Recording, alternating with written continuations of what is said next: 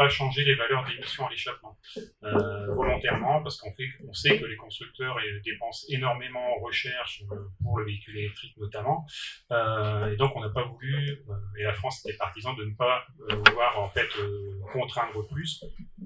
Euro 7 est venu simplement prendre en plus de paramètres, c'est les particules émises par les freins et les pneumatiques. Alors c'est intéressant parce que quand on a fait le bilan CO2 des 24 heures du Mans, on a mesuré ce qui se passait sur la piste. En fait, on a fait le bilan de vraiment tout l'événement. Et donc c'est 36 000 tonnes de carbone, les 24 heures du Mans. Et bien ce qui roule sur la piste, avec ce carburant 100% renouvelable et pneumatique, c'est 1,4% du bilan carbone des 24 heures du Mans. Décidez-nous à l'horizon de 2030 de réduire de 30% nos émissions directes de CO2, donc on pensera les 70% restants, et donc pour les réduire, il faut sensibiliser nos spectateurs à réduire leur bilan carbone. C'est pour ça qu'on a mis en place effectivement le Green Ticket, le DHL Sustainable Award, pour pousser là tous les teams, et c'est dans le règlement des 24 heures, donc c'est obligatoire, pousser tous les teams à travailler leur bilan RSE.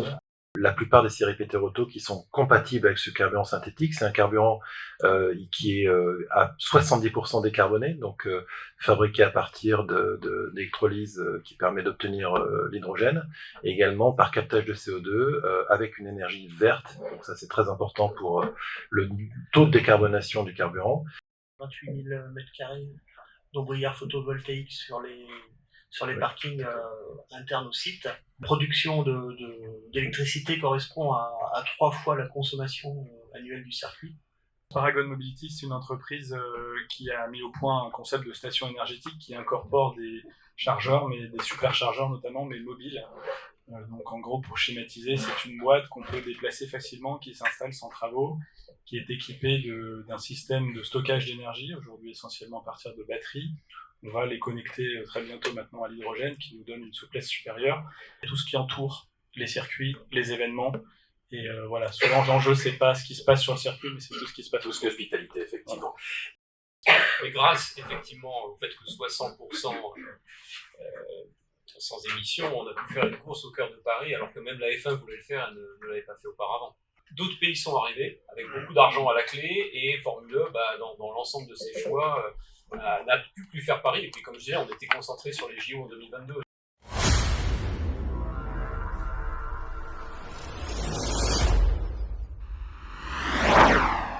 Le taux de renouvellement des voitures est relativement lent.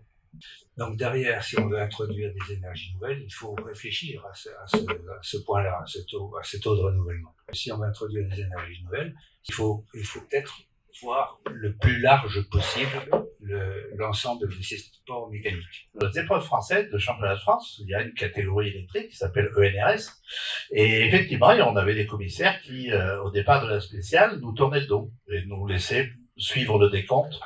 Et cette année, 2025, les 30 ans du e-rallye Monte-Carlo, qui a démarré en 1995. Du sport auto en énergie nouvelle, c'est pas vraiment une nouveauté pour certains. 2035, à ce jour, les moteurs thermiques devraient s'éteindre pour la production nouvelle de l'automobile. La moto n'est pas concernée par cette mesure. Le rapport émissions de CO2, kilomètres parcourus, nombre de personnes transportées, reste encore attractif comme solution de mobilité. Mais quand vous êtes en Inde, comme j'ai été au Brésil, ou même en Asie du Sud, le 2 roues motorisé est encore un moyen de progression sociale. Il y a un enjeu qui est au-delà du CO2 et aussi un enjeu de société dans une grande partie du monde. Donc dans l'hypothèse idéale où vous produisez un carburant local utilisant des énergies vertes, vous réduisez de plus de 70% l'empreinte carbone globale par rapport à un carburant fossile tel qu'on le connaît aujourd'hui. Tout quand on veut appliquer la technologie électrique aux 2 roues motorisées, l'encombrement est la contrainte numéro 1. Et c'est sa fabrication qui, elle, le réduit, et donc le bilan à la fin permet de réduire le bilan carbone.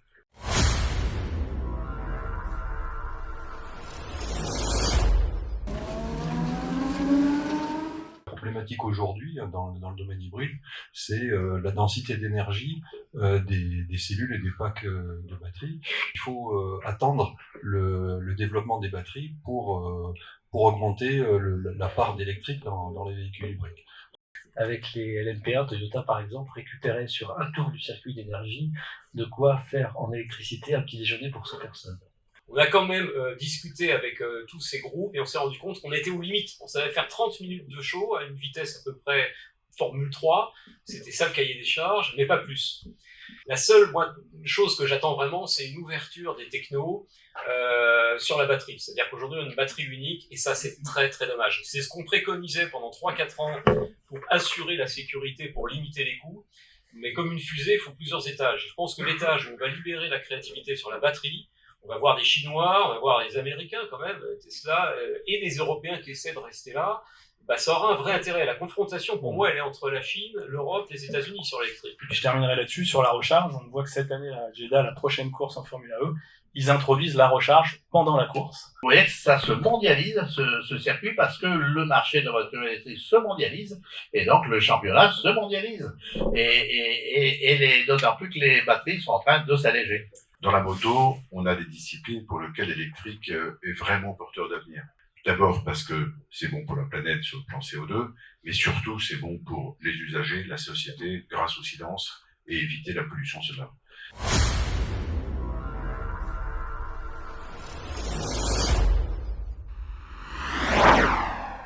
Et donc on a décidé aussi de passer à l'hydrogène liquide pour cette voiture. La problématique de l'hydrogène, c'est plus le stockage que le moteur ou la pile. Je voudrais solliciter l'avis pour terminer d'Éric Bessel, car on a parlé de moto hydrogène, mais Yamaha était impliqué sur ce buggy qu'on peut voir à l'écran. Plusieurs constructeurs japonais, Toyota et puis Suzuki, enfin Kawasaki, font partie d'un consortium. Oui, en fait, on a bien conscience, en tout cas dans l'industrie de roues, que l'hydrogène c'est encore le pas d'après.